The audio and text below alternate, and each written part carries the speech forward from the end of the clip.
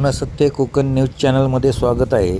मुंबई येथील भायखला पोलीस स्टेशनला आग लागली। पोलीस स्टेशनला आग लागल्याने पोलीस घटनास्थळी हजरच होते। पूर्ण व्हिडिओ पहा।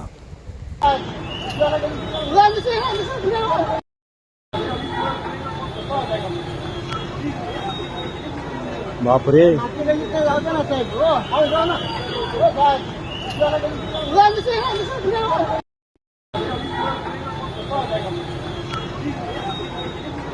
बापरे